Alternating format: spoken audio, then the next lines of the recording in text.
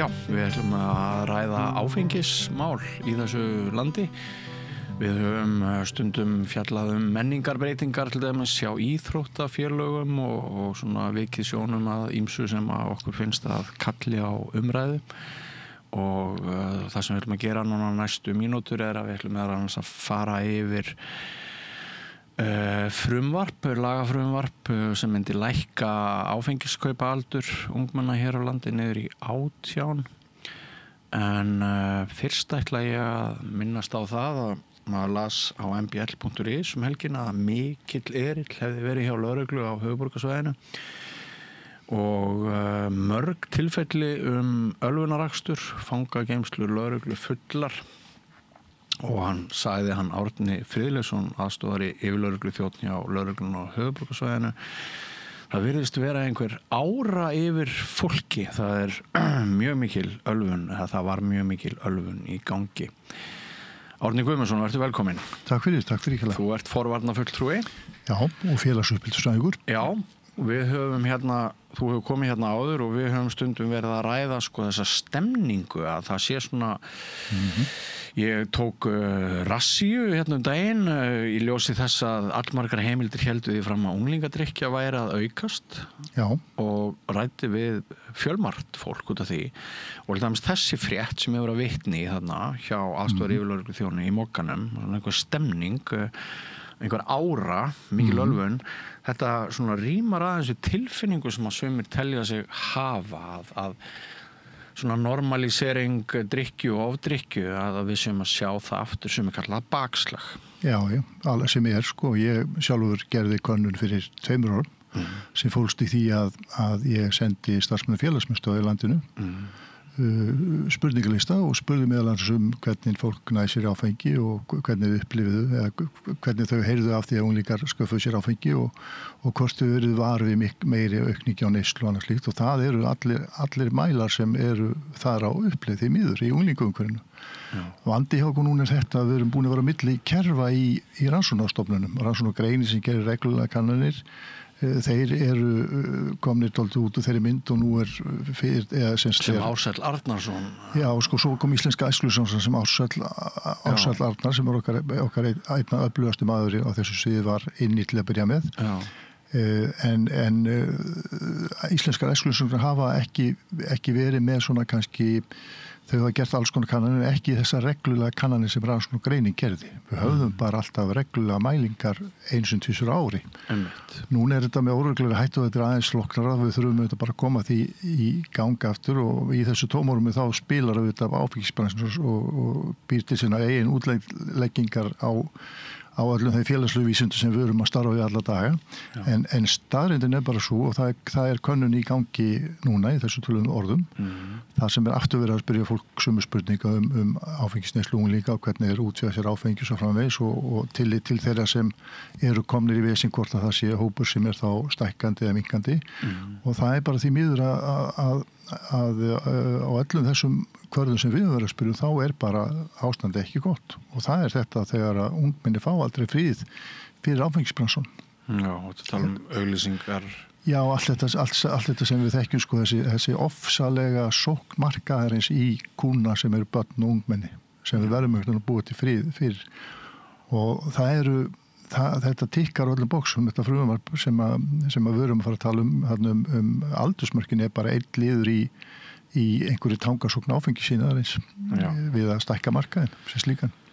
Einmitt, þetta er sko ég bara ætla að leggja þá á borðið að ég sem foreldri barna sko til áratuga, mín börn hafa alist upp á ólíkum tímaskeiðum og 2 yngstu núna sko, ég finn alveg hvernig það er jákvæðari stemning fyrir áfengisneyslu í þeirra aldurshópum, vinahópum og svoleiðis sem að kemur svolítið á óvart vegna þess að við héldum einhvern veginn að við værum mjög sátt við þá þróun sem að hafiði orðið og við þann árangur sem hafiði náðust. Já. Og hann er ekki sjálfgefinn og það er auðvitað, ég held að sé nefnilega dálítið himinn og hafa milli afstöðu foreldra og þær skoðanir sem eru byrjað að síast inn í börnin og það er bara mitt eftir því að íslenska módeli gengur út á sko samveru foreldra og barna, þáttöku íþrótt æskulýstarfi og alls konar svona hlutir virkni. Þegar íþróttaræfingin byrjar að selja áfengi á kappleikjum, þá náttúrulega getum við bara að fara að krossa þá út, þar að segja boltaíþróttirnar. Og þá veikjast allir þessir aðilar sem eiga að vera með sterk hlutverk í samfélaginu. Ég þeirra skoðunar að þessi bylting og gestur heiting Guðmundsson, minn ágæti félagi, blessuð sé nú minning hans, hann var búinn að benda á þetta bara fyrir 10 árum að við varum inni í þvílíkri byltingu. Upplýsingabylting í dag, hún er svo mikið bylting að hún er sennilega meiri bylting heldur en yfirbyltingin sjálf. Og það er allir struktúrar eða öll kerfi samfélagsins fara upp á kant. Það sem var til dæmis áralöng barátta eftir íbyltingunum var það að koma á einhvers konar velferðarsystema sem að foreldrar og samfélagið höfðu mikið að segja upp til barna sinna. Það hefur allt saman gengið úr lagi. Nú er það þannig að það er sennilega viðskiptalífið með góð og illu hefur sennilega meira aðgang á börnunum þínum heldur en þú sjálfur gegnum síman á samfélagsmiðlana. Það er sennilega þannig að ungmenni fá svona kannski bara fyrir hádegi 100-150 boð með einum öðrum hætti í gennum samfélagsmiðlana sem það að þú verður að eiga þessa hluti og hinna hluti og þú verður að vera hipp og kúla og drekka áfengi og allt þetta og þetta er bara kerfisbundin árás vegna þess að áfengisbransin hann eyðir 2800 svo held ég að komið 12.0 á eftir krónum í sko markassókn á ári. Og þá sé maður þetta hefur bara heila áhrif. Þess vegna er bara eins og oft hefur komið fram að unglingar og börn í dag þau fá ekki rými eða frið fyrir alls konar áreiti sem að foreldrasamfélagið vill alls ekki en hefur greinilega engi voptis að bregðast við eða kannski sér kannski ekki máli eins alvarlegt eins og er í raun og veru. Og sama tíma segir landlæknisembættið að við ættum að tefja sem sagt, við ættum að fresta áfengisdrykkju þangað til við erum orðin 25 ára. Að þá fyrst sé framheilin klár til þess að risikera okkar líkams og heila búskap með neyslu áfengra drykkja en það virðist vera alveg þetta virðist liggja alveg djúpt onni kjallara. Já, svona hlutir eru maður sér bara til dæmis þegar hinn opinber umræða henni er dálítið mikið stýrt af hagsmunaaðilum og það er mér sér þannig að hagsmunaaðilar eru búin að koma sér upp einhverju rannsóknarstofnunum sem búið til alls konar rannsóknir samanber þegar að tóbaksinnar í Bandaríkjunum neitaði því það er ekki fyrir upp úr 1960 svona 30-40 árum eftir að það er almennt vitað að tóbak veldur krabbameini, reykingar. Þá voru menn með alls konar vísindaæfingar einhverjar þar sem er tóku og sögðu það er ekkert samhengi milli lungnakrabbameins og reykinga. Núna í dag vita allir hvernig þetta er. Það er sama upp með áfengi en það sem er verra finnst mér áfengi er auðvitað slæmt út það sem mér finnst svo slæmt í þessu en maður tekur bara þetta hlutverk að vera barn og ungmenn í dag það er bara alveg brjálagslega erfitt vegna þess að þú ert með bara endalaus pikkum og sett ekki nógu góður og þau vanti þetta og hitt og allt þetta og svo þegar fyrirmyndirnar eru unga stúlkur í partí að drekka kampavín eða fólk sem er hipp og kúl að drekka bjór og fótboltaleik þegar þetta er allt komið svona þá fá unglingarnir auðvitað og hafa ekkert forsendum til annars þau fá bara þá mynda því allir séu svona þannig að iðnaðurinn er að búa til sjálfsmynd sem er ekki til. Já og einhvern tíma myndust við á þann ósið sem við vorum sammála að jafnvel börn í fjallgöngum með foreldrum sínum svo skálað upp á Esjunni hvaða rugl er þetta? Eitt dæmi bara það er oft þegar fólk er að fara erlendis þá er mynd í flugstöðinni á einhverjum bar þú veist það er alls konar svona og þetta er bara út allt það er meira áfengisdrykkja í kvikmyndum heldur en raunverulegur James Bond gæti ekki gert neitt sem hann gerir sögum áfengisneyslu hann væri bara fullur út í horni og rölandi upp í sófa ef hann sem sagt með það áfengi sem hann drekkur í myndunum og það er alls konar svona hlutir þannig að það er svo rosalega mikið verið að hræra í börn og ungmenni fá bara ekki frí til að vera börn og ungmenni með öllu sem því fylgir. Þess vegna finnst mér svo áhugavert að þessi eina ferðina búið að endurvekja upp gamlan draug á Alþingi. Hildur Sverrisdóttir og Vilhjálmur Árnason, þingmenn Sjálfstæðisflokksins, þau hafa nú lagt fram frumvarp breytingar á allskyns aldurstakmörkum, vilja einhverja samræmingu.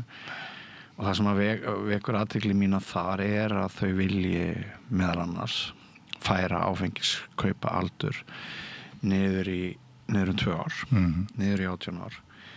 Og þegar maður sko les greinargerð með frumvarpinu, þá sér maður að sko þau vilja samræmi. Já.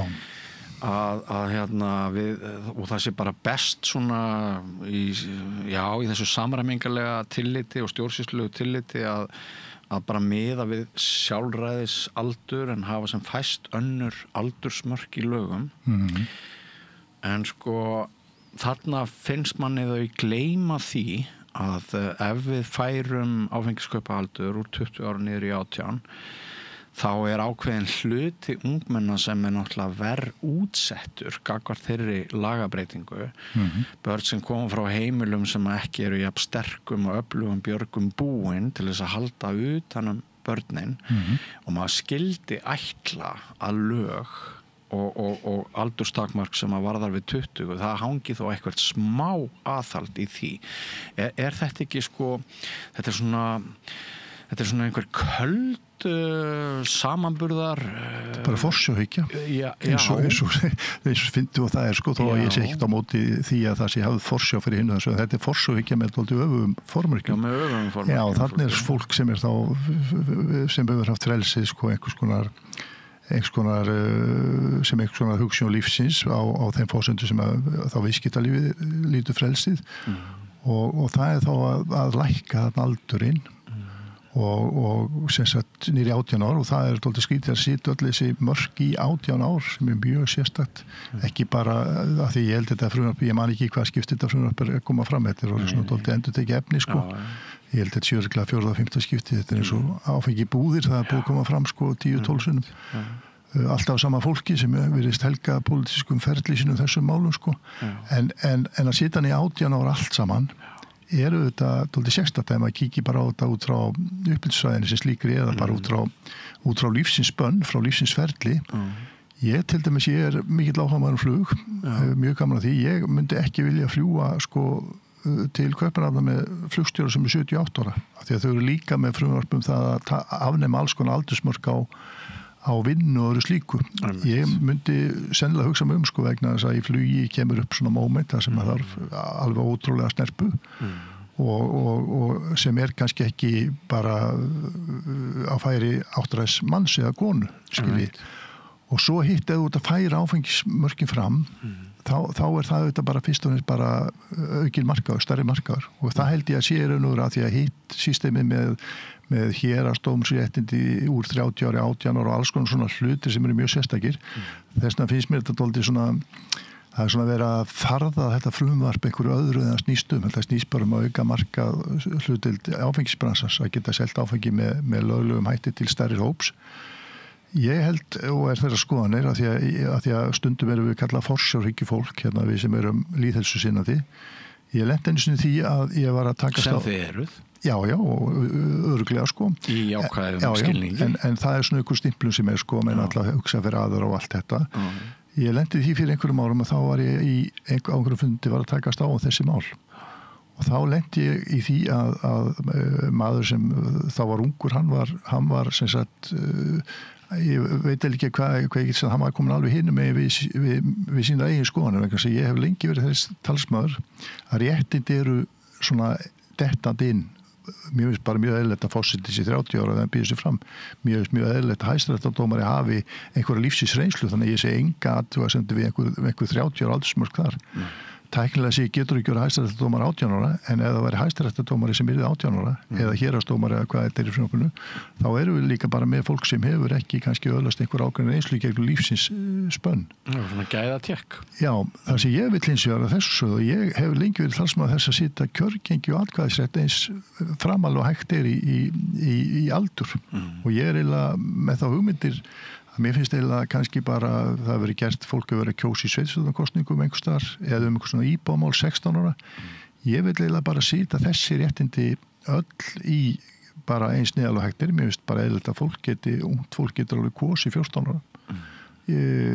En það er ekki kannski æskildi 14 ára ungmenn fara að gera bíl eða stýra flugvél eða vera hæstaréttardómari eða slíkt. Þannig að þetta frumvarp sem situr öll réttindi á einn punkt er náttúrulega mjög sérstakt af því að lífið er ekki einn punktur, lífið er eitthvað svona sem á sér stað og þróast og skeður og þessna finnst manni til dæmis svo með ökuréttindan 18 ára. Það er alveg klart mál að það hafði mjög góð áhrif vegna þess að krakkar sem eru 17 ára ekki eins vel búin eða þrosku til þess að gera bíl. Það bara munar 1 ár, það er sama með áfengið. Því lengur sem getur fresta því af 18 til 20 ára, þá er við ljóst að það er aðrar ákvarðanir, það er önnur hugsun hjá 20 ára manneskjöldur en 18 ára. En að taka þátt í alls konar svona lýðræðislegu samhengi eins og það að hafa áhrif á sitt nær umhverfi eða annað, þar finnst mér að við höfum að vera mjög snemma í ferlinu. Já, mér hefur svolítið litið fram hjá því sko að áfengi er engin venjuleg neysluvara. Hún með neyslu áfengis þá sem kannski verður til dæmis vegna vanlíðanar þá getur vandinn orðið enn meiri og svona þetta taumhald foreldra og aðstandenda í kring til þess að grípa inn í og svona geta bara beitt ákveðinni orðræðu það náttúrulega verður veikara ef áfengisneysla verður löglegt að kaupa áfengi 18 ára og mér finnst svolítið sko litið fram hjá því í rauninni hvað áfengi er víða mikill skaðvaldur í samfélaginu. Vantar líka í þetta frumvarp til dæmis þarna er í greinargerðinni farið svona í ýmsu breytingarnar og þetta er allt svona aldur og eitthvað svona. Sko, ég get alveg, við getum alveg lítið á þetta frumvarp sem einhvers konar skattahækkunar frumvarp líka. Sérstaklega hvað var áfengismálin. Við vitum alveg, ef við aukum áfengisneyslu í landinu, þá vitum við alveg hvað það kostar. Og ég er hissa á því að 2 sjálfstæðismenn sem eru aðhaldssamir í öllu sem heitir skatt og annað slíkt, séu þá leggja fram frumvarp sem við vitum að muni hafa einhverja milljarða aukin útgjöld í heilbrigðiskerfinu, félagskerfinu. Það er ekkert mál að reikna það og það hefur verið reiknað meira sér. Þetta er alveg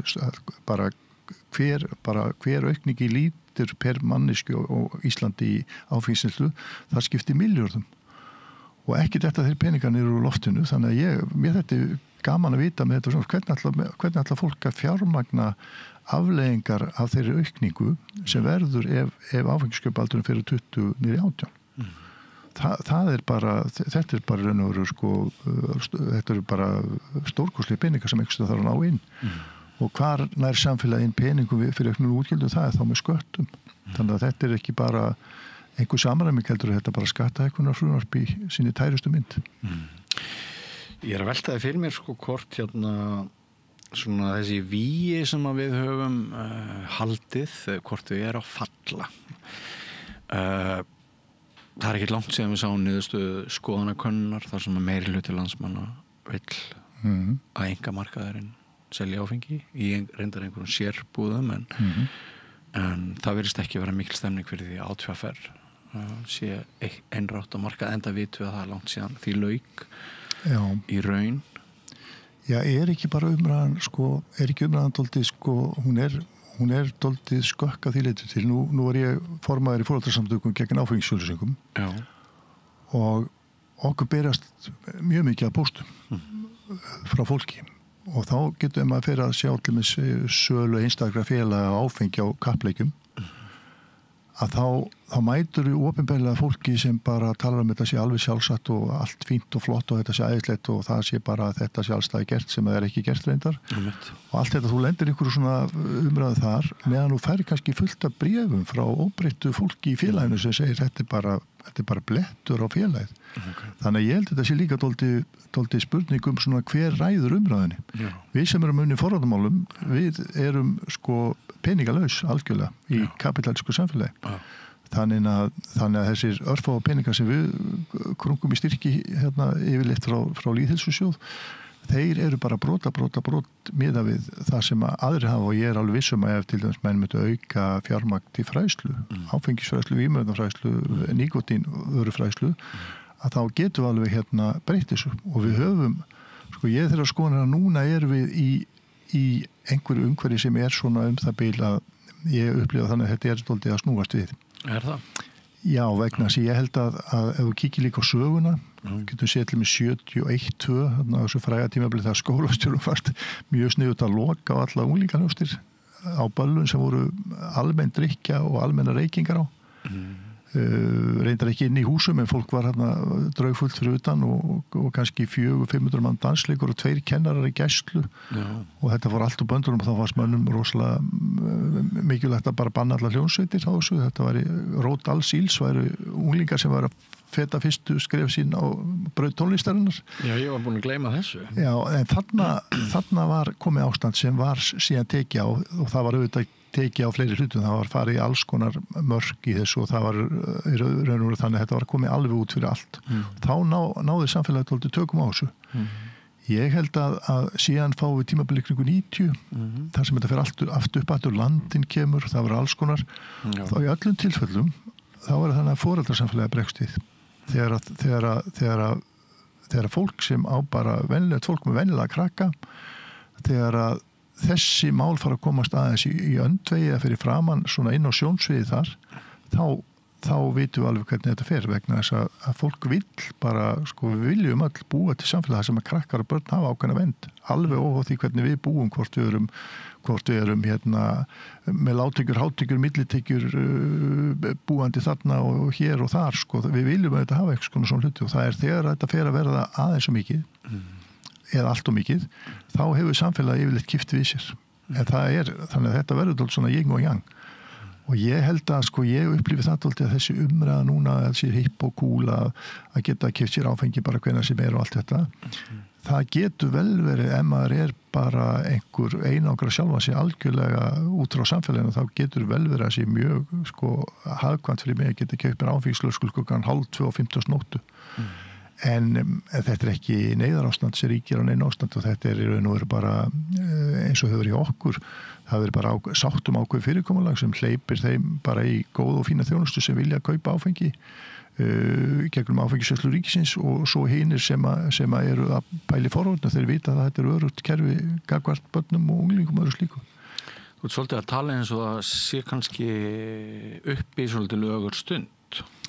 Já, sko, ég held að við erum komin á þann punkt, sko, maður finnur það alltaf að það er leið og foreldrasamfélagið í heild, að því við höfum alltaf séð það allmest 90, það var mjög erfitt ástand og þá var alltaf svona svipa upp á teiningnum, í vísu var ekki eins brjálæðislega ágengni eins og er núna, en þá er það þannig að við sem vorum hérna embættisfólk þá, ég var æskulýðs- og tónlistafulltrúi í Hafnarfirði í mörg ár, við fylgdum bara íþróttahús eftir íþróttahús í umræðum það ástandi væri ekki gott. Og leið og foreldrasamfélagið vaknaði, þá fór allt í gang og ég held að sé dálítið svoleiðis núna foreldrasamfélagið kannski sem slíkt, það er ekkert að leiða hugan að þessu. Þannig sé sko ekki eins og var og líka þeir sem eiga unglingi í dag, það er fólk sem að elst upp við svona þokkala og góð, sem sagt þá erum við með mjög góð forvarnir, það er lítil neysla hjá Íslendingum, það er þessi kynslóð sem er að vaxa úr grasi er þar, þannig að hún lítur ekki á eins og mín kynslóð sem var kannski hluta því að vera döðadrykki fyrir utan skóla bara 13-14 ára gamall þannig að okkur hefur þess nefnir alltaf sagt að forvarnir eru ferskvara og við þurfum alltaf að hafa það í huga að sko við þurfum alltaf að vera að þetta er eins og flugvél sko, það er orka komin í loftið þegar hún byrja að svífa þá verður við samt að sitja á mótorinn og dóldi gas til hún haldi áfram leið við segjum ok, nú erum við komin á loft og fljúum og drögum þá niður framlög til fræðslumála, forvarna og annað slíkt, að þá það bara eins og taka þarna eldsneytisofan og sita hann í 0 og þá hefur svona ákveð tíma til að koma þér á jörðin aftur sem þú vilt ekki vera á. Þannig að við þurfum alltaf að segja samfélag, þó það sé gott ástand, þá þarf bara að vera alltaf fræðsla þessi mál. Annars fara aðrir að fræða okkur þetta sem markaðurinn og fræðsla þar snýst út á til dæmis bara ef við tökum áfengisbransan. Þeir segja, jú, það getur vel verið áfengi hafi slæm áhrif, en það náttúrulega ábyrgð einstaklingsins greiði sem lendir í því að drekka brennivín og það nú bara svona allt hefur sín kostnað bla bla bla, en þeir koma ekki nálægt því. Þeir varpa sem sagt ábyrgðinni á sinni eigin vöru algjörlega einstaklingin. Já. Og það svona gildislaði mat á því að setja einstaklingar sem ekki hafa lent í vesinni með vímöfn áfengi að það sé eitthvað svona annarslags fólk sem bara þolir ekki bla bla bla, meðan við hinn sjáum auðvitað þessa hluti sem sjúkdóm sem verður vegna þess að það óæskileg var í umferð. Þannig að þess vegna sé maður þegar maður sé hvernig markaður vinnur, það saman með tóbaki og það alveg saman hvað ferð inn í þennan bransa, að markaðurinn eða hagsmunaaðilarnir þeir varpa ábyrgðinni algjörlega á fórnarlömb vörunar. Og sama tíma á þessa samfélagslegu ábyrgð skortir. Já, sko bara algjörlega og það fyrir fólk sem gaman að svona vísindum og þá mjög gaman að ekki gaman, það bara fróðlegt og eiginlega dapurlegt að sjá hvernig menn snúa út úr rannsóknum. Já. Eitt dæmi það það að þeir til dæmis áfengisauglýsingar virka ekki, segja einhverjir og þá rannsakar þannig að þeir segja bara að þú getur ekki fundið tengsl eða það ekki orsakasamhengi milli áfengisauglýsinga og einhver verður veikur áfengi og þú getur alveg eins auglýst tannkrem, þá getur sagt að tannkrem virka ekki, tannkremsauglýsingar virka ekki, því þú getur ekki sannað með 100% hætti að tannkremsauglýsingin valdi því að Jón Jónsson uppi Breiðholti sem heilbrigðari tennur en Pétur Pétursson næst íbúð. Þannig að menn nota svona aðferðafræðilega útúrsnúninga, meðan að við sem erum til dæmis í þessum mínum bransa, við kíkjum auðvitað á rannsóknir sem byggja á því að það fjöldi rannsóknar það sem við tala ungmenni sem hafa lent í eiturlyfja fíkn eða áfengisfíkn og þegar þú ferð í svoleiðis rannsóknir þá kemur bara berlega í ljós að einn af svona áhrifaþáttum í neyslunni og byrjun neyslunar þessi óhefta markaðshyggja og þessi rosalega óboðlega markaðssetning áfengiska hvað ungmennum. Þannig við vitum þetta allt saman. En við erum náttúrulega eins og vorum að tala þá erum við að fást við bara fólk sem eyðir 2800 milljörðum eða hvað þetta heitir 9-12-0 fyrir 18 í að segja fólki að þetta sé hipp og kúl á hverju ári. Þetta sláandi.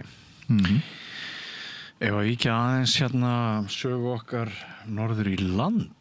Já. Ég tekið eftir að þú verið að skrifa pistla á akureyri.net. Já. Þar uppi einhver stað, getur aðeins sett okkur inn í það? Já, við erum, það var eitthvað talandum svona, æskan, það alltaf að segja æskan sé að fara til anskota, segja í hundana, sem hún ekki að fara. Ég var einmitt að lesa, það var mjög góð skoðanagrein eftir, ég held að sé 14 ára drengur á Akureyri sem var að skrifa um nemendafélagskosningar í einhverju skóla. Já, hann vildi ekki svona lottó. Nei, hann vildi ekki lottó eða haptrætti einhverjir valdir og vildi bara kosið. Bara ungu maður sem talar verðleika. Já, mjög, og þetta var mjög snuðut vegna þess að þannig tækifæri til að þjálfa lýðræðis til að þjálfa lýðræðið. Þjálfa lýðræðis eða þáttöku, það þetta kosningar oft dálítið flóknar og allt þetta. En í umhverfi svona eins og þarna, þá var þetta að halda glæslega vel þetta og hafa þetta sem æfingu því að taka þátt í lýðræðinu sem slíku. Já. En það rétt sem þú segir, það búið að vera mjög svona, nú ég sérfræðingur í félagsmiðstöðum, það búið mjög líflegt á Akureyri og eiginlega undarlegt ferli sem í gang, það allt í einu bara fólki sagt upp með einu vettvangi og boðar einhverju skilbragðsbreytingar og þetta allt sem að setja undir skólana, það að segja félagsmiðstöður setja undir forsjá þá skólastjóri hverjum skóla. Og þessi hópur starfaði áður hjá bæn? Já, það víðast hvar ef við tökum Reykjavíkurborg, það sem mjög gott kerfi á þessu, það mjög sterk frístundadeild innan skóladeildarinnar. Já. Og það þýðir það allir þeir sem eru inn í félagsmiðstöðum Reykjavík, þeir lúta sem sagt húsbóndavaldi frístundasviðs sem þá faglegt svið. Akureyringar fóru í einhverja sérstaklega leið sem fólst í því að skólastjórum sem er falið þá umsjón með félagsmiðstöðum hverjum á sínu stað. Og nú hef ég sagt að skólinn kann sitt og eru margir mjög fínir í því. Hitt annar mála til að ef þú tekur kennarnám hér í Íslandi, þá tekur ekki einustu mínúti í félagsupplýsisfræði eða tómstund og félagsmálafræði. Þannig að þarna verið að fela hóp sem hefur ekkert enga sérstaka sérþekkingu á því hvernig félagsmiðstöðvar starfa, forræði á starfseminni og allstað sem það verið gert þar, ég veit að í mínum heimabæðfyrum er Hafnarfirði, var þetta gert og það hefur verið bara stanslaust vesinn í fleiri ár að því að struktúrun virkar ekki. Hvers vegna standa þau að þessari breytingu fyrir norðan? Ég bara skildi. Ég held þetta að sé ef ég að vera alveg bara hreinn og beitt, þá held ég þetta að vera bara hugflæðir hérna hjá skólafólki sem fóru böndun. Eru það ekki reynast bara pening einhvers staðar? Ég sé það ekki. Ég sé bara, það er oft þægilegt kannski ef stjórnmálamaður og þá er allt svona í stokkum. Og þá er sniðuð bara ef ekki sitja allt undir skólana er mjög þægilegt eitthvað svona. En í raunum veru eru ef þú tekur skólan sem er fín. Og nú er ekki að tala um skólakerfi. Skólakerfi er rosalega fínt og þú lærir margt þar. Hitt kerfi, félagsmiðstöðvarkerfið, það er líka alveg rosalega flott. Þetta eru kerfi sem get ekki talað hvort við annað, sem bara þeir sem eru félagsupplýsfræðingar eins og ég, við notum ekki starffræðikennslu, við flokkum ekki fólk, við notum ekki einhver grunnfjörð, við flokkum ekki fólk í góða og slæma. Við segjum bara einstaklingur sem kemur inn í félagsmiðstöð, hann er bara eins og hann er, okkur finnst hins vegar einstaklingur sem er að taka þátt í starfi félagsmiðstöð og hann vaxi á sínum eigin forsendum. Þess vegna hefur maður séð í starfi félagsmiðstöða, þá hefur maður séð svo rosalega mikið af ungu fólki sem hefur náð fótfestu eða öðlast eitthvað sem hefur komið til manns. Þannig að félagsmiðstöður eru auðvitað menntastofnanir, eru því að mennska fólk.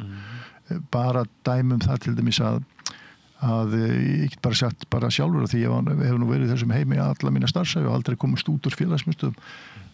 Maður hefur séð fólk sem grími við lesblindu sem er alveg búið að vera á kant við skólan sem kemur í félagsmiðstöð fyrir að gera einhverja hluti þar og fattar allt í einu að það er verðug manneskja og skólinn er auðvitað mjög góður en hann er í einhverjum tilfellum er hann hluti vandans í lífi. Já, þú framlengir vandamálið kannski með algjörlega og bara svipa nú er ég starfsmaður Háskóla Íslands segjum það ég myndi hefða mér illa í vinnuna eftir og þá myndi minn ágæti að Kolbrún fórseti menntasins og myndi hringja mig og þú fyrir ekki leikhúskvöld og lest svo illa í vinnunni í dag. Við erum að sjá svona dæmi þar sem að krakkar sem eru í félagsmiðstöðvarstarfi eru látin lúta agareglum skólans og svo þegar maður kíkir á þetta Akureyrardæmi sem er dálítið sérstakt vegna þess að þar eru búin allir einhverja stöður og eitthvað svona, þetta er allt á forsendu skólans. Það er allt verið það er nánast allt sem þar fer fram og alla lýsingar, ekki reyndar 100% en margt af því sem fer þar fram, þar er verið að fá einhver aðstóð inn í skólastarf sem slíkt. Þannig að þú ert að tala um kerfi og það eru fullt af rannsóknum það allir með að sitja félagsmiðstöð undir skóla, þá missir þú bara þitt faglega identitet. Skólinn er líka þannig að kennari hefur, það er semst upp og niður samskipti milli kennara og nemenda. Félagsmiðstöðvar eru meira og minna jafningjagrunni og talandum áhrif unglinga þá er uppar 85, 6, 7 þá er komið mjög víða mjög sterk lýðræðishefð í starf félagsmiðstöðuna. Það sem unglingar ráða mjög mikið sinni ferð. Þannig ég segi það sem Akureyringar hefur að gera, þeir áttu bara að taka fyrirmynd sem er fín, þeir áttu bara að fara til Reykjavíkur og þeir eru geta líka farið ennþá lengra og gert þetta mjög faglega sterku umhverfi. Vegna ef við horfum uppeldismál æskunnar, það er ekki hægt að fela einn í stofnun allt þetta. Þú getur ekki sett þá ábyrgð á skólakerfið, skólan sjálfan, að hann sjá að ala upp alla þætti ungmennis. Þess vegna verðum við að hafa góða félagsæfingar, æskulustörf, skátarnir og öllisfélög. Við verðum að hafa eitthvað fyrir krakkar sem geta komið bara á sínu fórstöðum eins og félagsmiðstöðvar. Við verðum að hafa skólana. All þessi kerfi, þau vinna vel saman. Félagsmiðstöðvar eru auðvitað svona tóldi öryggisventil samfélagsins. Við sem vinnum þar, við sjáum til þess að við tala um áfengismál, við sjáum alla þessa trenda á undan. Ástæðan fyrir ég spyr starfsfólki félagsmiðstöðum ýmsa hluti gagnvart unglingum er það að ég veit að þetta umhverfi að það opnar, þú veist, maður sér þetta oft hlutina áður en þið maður sér alla trendur. Annað svona jákvætt umhverfið það allir að það er svo mikil hitthúsið, músíktilunir, skrekkur, alls konar menningarviðburðir. Við sem höfum unnið í félagsmiðstöðum, við erum búin að sjá unga listamenn stíga fyrstu sporin sem síðan eiga eftir að vera heimsfræðir eða landsfræðir eða hvað eru. Þannig að það er alls konar svona hlutir.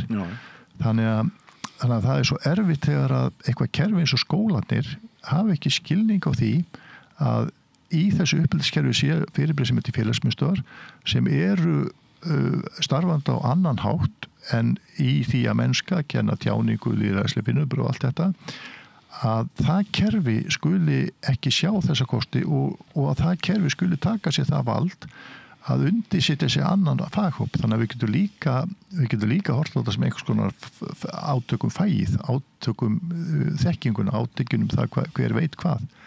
Þannig að ég hef nú gert það og að ég hef skrifað nokkrar greinar í akureyri.net þetta, frábær miðl og mjög sterkt að skrifa bara beint inn umhverju þar sem umræðan á sér stað og það er dálítið erfitt sko því að það er líka Lítar ekki á þessum aðkomumann með ég veit sérfræðingur og sunnan ég veit ekki, þetta er nú svo fallegur og bær og þetta er blómleg byggð og þetta er Akureyri með allt saman þess vegna viss maður dálítið skrýta eða skulle ekki hafa alveg félagsmiðstöðvar Nei, sko það er líka annað þessu sko þessi pólitíski leikur það er náttúrulega landlægur vandi sko stjórnmálamenn hafa aldrei rátt fyrir sér stjórnmálamenn geta bara ekki sagt ok, við fórum aðeins og rættast að og kannski er betra að gera þetta svona og ef menn hefur alltaf skipuleikja æskulísmál þá ættu mann alltaf bara sýtast niður fyrst og segja hvað ætlum við að gera og við getum þetta ekki annað þegar Reykjanesbær er núna og var að ganga frá stefnu í æskulísmálum sem er frábær vegna hvers þeir sem störtuðu því þeirri vinnu var unglingaráð Reykjanesbæjar sem fer og hitti stjórnmálafólk fyrir 3-4 árum og spyr hvað allir þeir gerir málefnum æskunnar. Úr þessu verður stefna sem er gríðarlega vel ígrunduð og tekur öllum þáttum.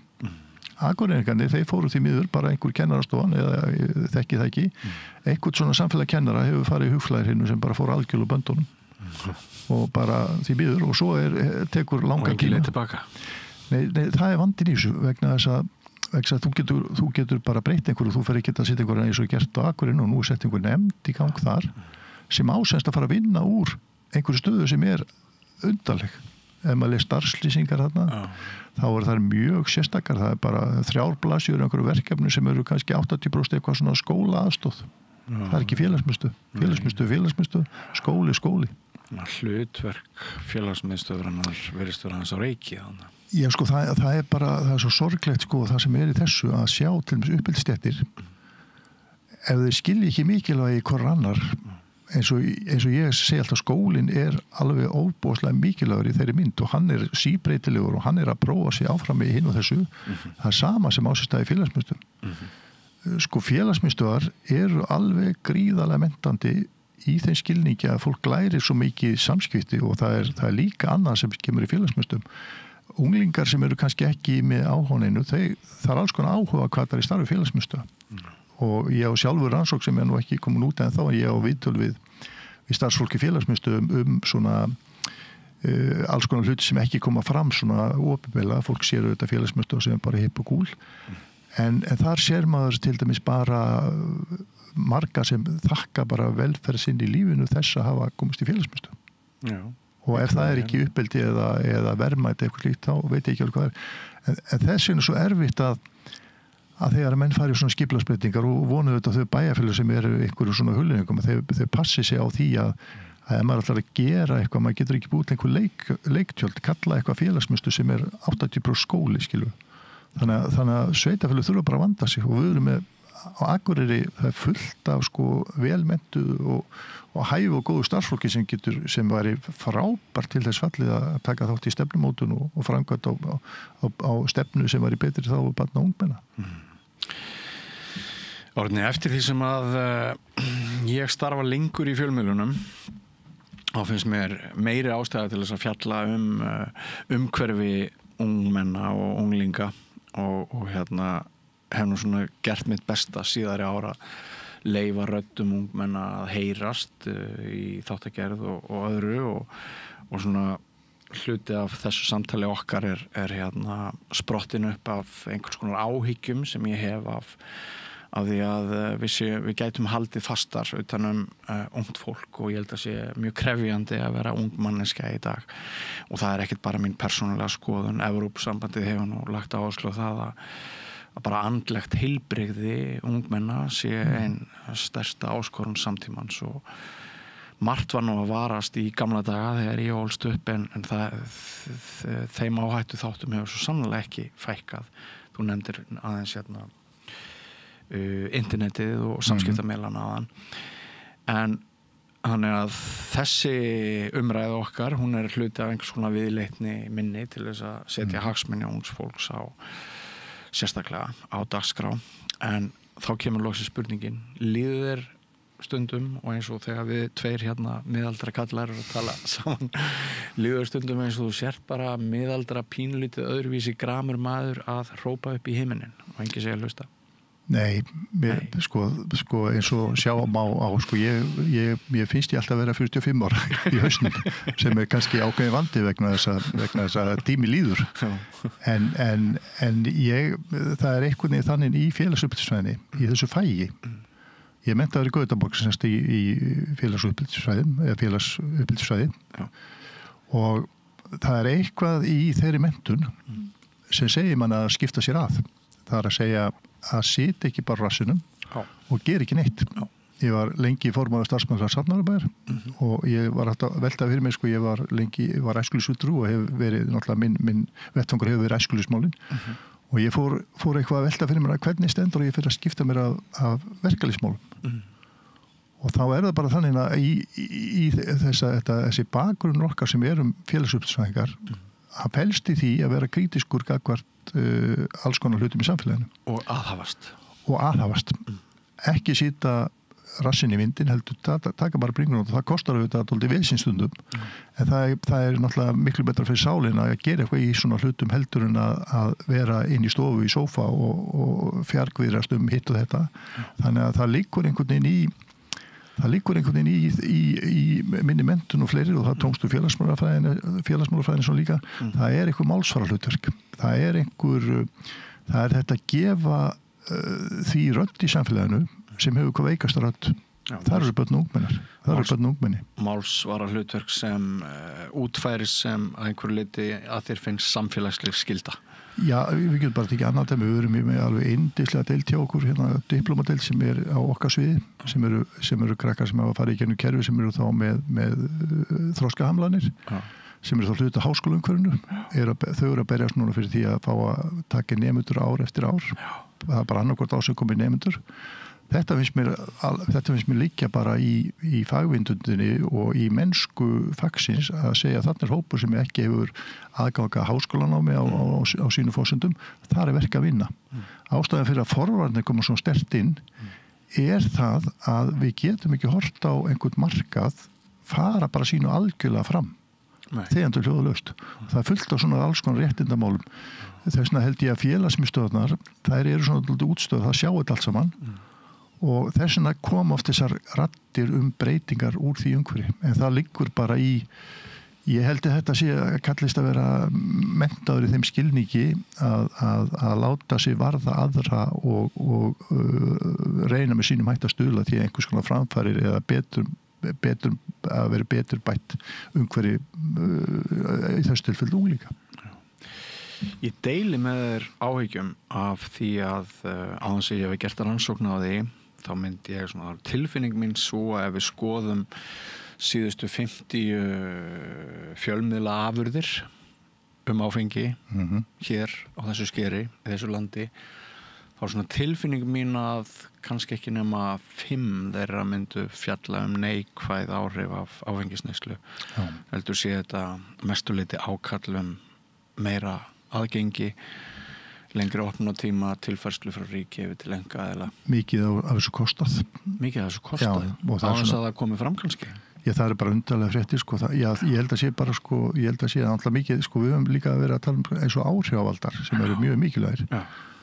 Og ég þekki nokkra og einhverjum tilfellum eins og ég ætlum ekki að nefna einu en þá það bara þannig að fólk fær alls konar tilboðum það að auglýsa vöru sem það vill ekki auglýsa.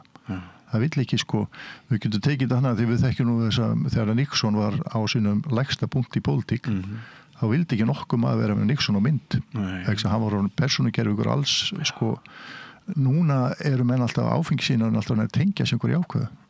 Þeir tengja sig eitthvað og tengja sig eitthvað svona og er alltaf að samsama sig, þeir alltaf að komast á mynd með eitthvað sem er gott og flott og þessna held ég þetta sé umræðan verður af henni góðan. Þetta auðvitað, við þurfum að búa allir eitthvað svona, það þarf eitthvað samkomlað í samfélaginu þetta en þau auðvitað eru peningar náttúrulega.